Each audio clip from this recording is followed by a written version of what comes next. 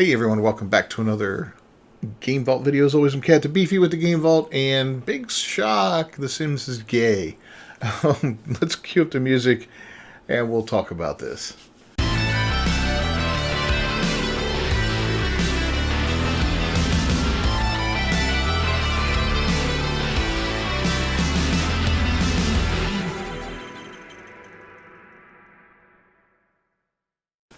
Alright, so from thatparkplace.com, Gamescom admits gay producer pushed queer agenda into video games with The Sims. Now, I played the original Sims back in the day on PC, and it was kind of fun. I made like a...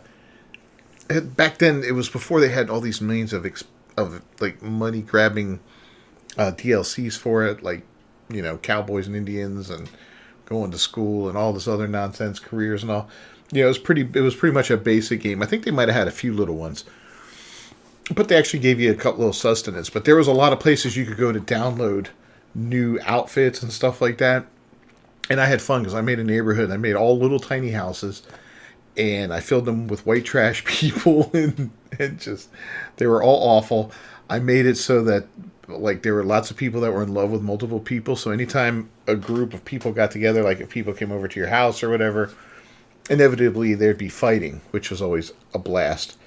And one house I made a house with a whole bunch of children in it, and I dressed them all up in school uniforms. And then I started a fire and took away the door so they couldn't escape. I know it sounds cruel, but there's an end game here. So once they all died, I moved the gravestones like way back into the back of the yard. That plot of land became haunted, so I built a house there and all. And anytime someone would go to that house, they had a chance of seeing a ghost of a child dressed in a school uniform. Sometimes multiples. It was quite funny. But in any case, that's just my experience with The Sims. I couldn't get into it anywhere past that. It was fun. It was, it was a goofy, good old time. But I tried The Sims 4. It was free on PlayStation Plus a while back. And, God, it's tedious. I just have no joy in there. But Gamescom posted on X a thread aimed at celebrating disordered lifestyles and highlighting a number of people pushing the queer agenda in video games. The company posted, "Pride Month is almost over." Thank God for that. But that doesn't mean that queer matters will stop being important. Today, we want to introduce just a few of the many talented queer people that are an integral part of the gaming industry, because whether you want to believe it or not, gaming and being queer go hand in hand just fine. I have no doubt. I mean, if you want to be queer and you want to game, that's up to you, man. I have no problem with that. I work with gay folks, and, I've had gay friends in my life and all that, and it's not an issue with me. Your personal lifestyle, the things that you like, what you're into, as long as it doesn't hurt anybody, it's cool in my book. Do I want to hear about it? No, I honestly don't want to hear about it. Do I want to, Keenan Peele did a great skit on it. I'm going to try to remember to link to that skit down below about a queer co-worker and how he pushed his stuff on. Anyway, it's hilarious. I'm going to try to remember to link to it down below along with this story. If I don't, I don't. Remind me in the comments and I'll add it later on. But yeah, that's their little tweet there. Queer and proud, yay! Okay, wonderful. Nobody posts, straight and proud, yay, straight people in gaming, yay. No, it's the normal thing. And what I don't understand is, homosexuality is not the norm. Okay, I'll say it out loud. That may offend people, that may upset people and all that. But honestly, it's not the norm, right? Because if it was the norm, the human race would have gone out of existence a long time ago if homosexuality was the norm. It's a deviancy from the norm. And, people, you call it a perversion, call it whatever you want to call it. It doesn't matter. It is not the norm, and it's, sorry. Sorry about that. That's going to upset some people. But you don't have to celebrate it. We can accept it. Yeah, it's a thing. Yeah, people do it. Whatever. It's cool. If that's your thing. I'm not celebrating it. I'm not your ally. I'm not going to sit there and go to bat for you and fight for your rights. You have the same rights as everybody else. I don't care. I don't care. But at the end of his thread, it highlighted Fasciani. The company wrote, and last but not least is John Fasciani, who has more or less on purpose paved the way for queer characters in video games with his work on The Sims. And I guess that's a sim version of him there. Yeah, that looks gay. Specifically, Fasciani pushed transgender ideology into The Sims 4 that allowed players to assign pronouns to Sims. In a blog post that appeared to be deleted from EA's website, Fasciani explained that the introduction of customizable pronouns. Fasciani detailed EA came to include this evil ideology into the game. First, we started looking into the game itself to see how we could approach the addition of customizable pronouns. We went through a couple of different explorations, but ultimately where we landed was to create a system that allows for pronouns to be defined by the player and have those then be used in multiple different text strings. This was achieved through creation of new tokens or bits of text that are reused that support custom input from players. Next, he detailed how the company worked with a number of radical activist organizations, such as GLAAD, those guys are a bunch of clowns, to introduce the feature. We reached out to our partners in Gets Better Project and GLAAD and worked with them to learn more about how pronouns are used, particularly by trans and non-binary people. Through this research and doing a deep dive into the game, we've learned about all of the different complex areas that binary gender was present in The Sims 4.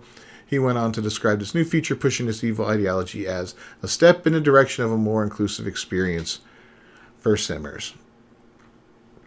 Oh, look, we got two dudes here. Yay. An interview with Queerty. That's a thing? What?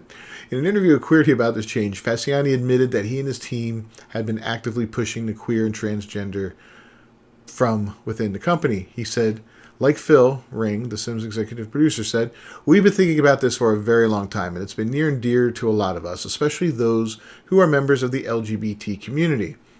But this time around, we're not seeing not only internally us advocating for it, but we also saw players saying that on Twitter and social media, and we really felt like it was time for us to be upfront about it and put our best foot forward and start talking with the community about what they'd like to see."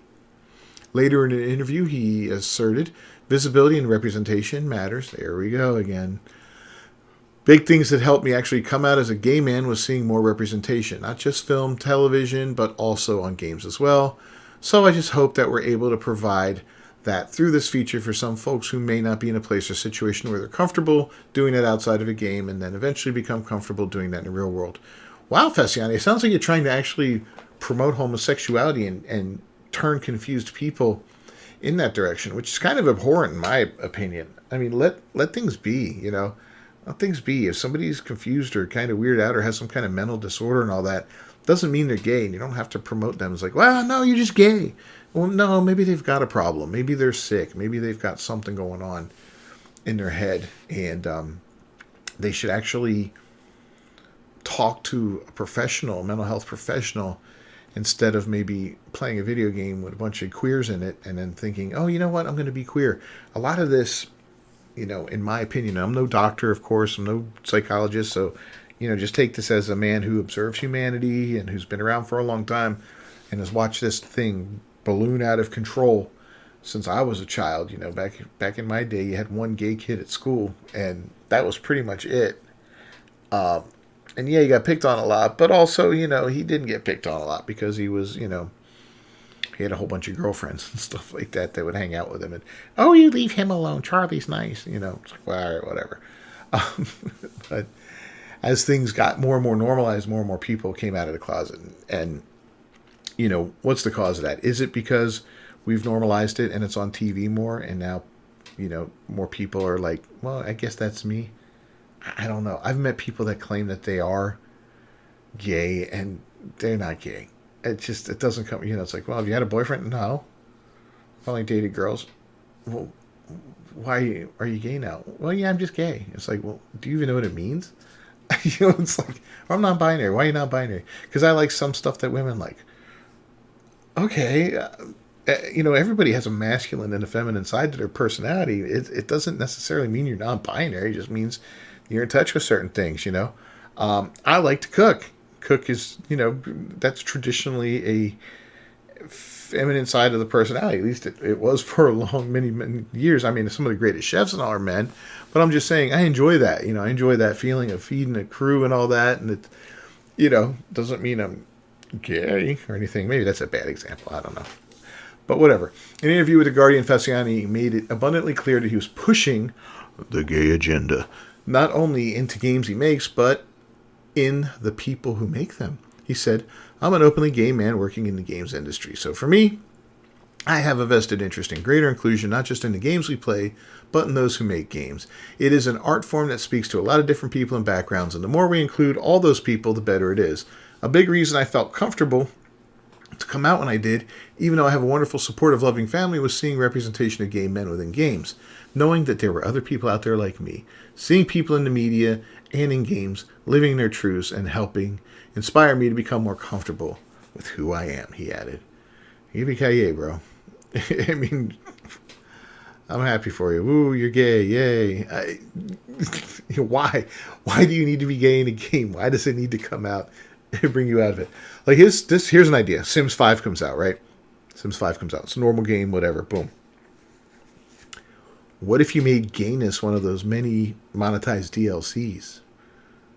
Right? That would be kind of cool, right? Then you could really track and see what players want in this game, right? You could say, all right, we're going to make The Sims. It's just basic man, woman, boom.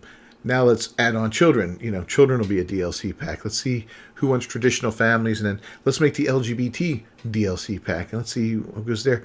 I'd be kind of curious to see how those numbers add up. Great way to monetize the game, Maxis, right? You guys can make a fortune off of that. I mean, if that's such a big part of the community, you'll probably sell more copies of that than you would the base game.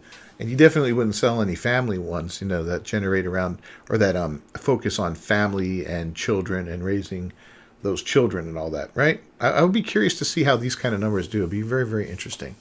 But in fact, Ring, who's also gay, informed The Guardian that he was actively attempting to indoctrinate gamers into the gay lifestyle. Let that one sink in. He said the next generation can see this representation so they don't have the same experiences that others may have had growing up.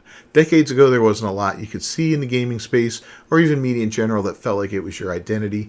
Now you can see more of it, and it is really important. I'm hoping that the industry can start to take on this challenge. What is with the narcissism in these people that they need to see themselves in everything? You don't need to see yourselves in everything. It's stupid. It's shallow. I mean, are you that weak of a person that you need to validate yourself by seeing yourself in a movie character or a video game character and all that? What is that? I don't understand that. Maybe it's a generational thing. I don't know. But for me, it's utterly insane. It's like, I can play a game. I don't need to see myself in a game. I can play Tomb Raider, and I'm not like, oh, look, it's Lara Croft. She represents me because I have big boobs. No, it's like, oh, she's a strong feminine like me. No, I don't care. And I don't need the option to make her into a male character. So I'm not playing that because it's Lara Croft and it's female. I don't want to be seen as that. No, it's a game, man. It's a game. If I go play one of the Uncharted games afterward, which is very similar to Tomb Raider, I look at those two games as very similar in like their styles and all that. I'm like, I don't play that one and go, this is much better because it's a straight white male as the main character and I can identify as him. Way better than Lara Croft. No, I can take both games, play them, and go, this game had better gunplay, this game had better puzzles, this one had a more interesting story, this one had better voice acting. It doesn't matter. Anything else doesn't matter in there. It's just these are the different things that come into play and that I could talk about in a game. I don't have to find myself in the game because I'm not that type of person. I don't get it, guys. I honestly don't get it. Maybe I'm just old, and if I am, well, c'est la vie. I'll just keep bitching about this every day, and you guys can, agree with it or not. You can shit on me in the comments. I get that every now and then, and it's always amusing because the fact that you think I actually care about your opinion is the best part about it when you shit on me. I love it. Anyway, we're going to wrap up this episode. Don't forget to subscribe to the channel, ring that bell for notifications. I'll see you all next time. Until then, peace.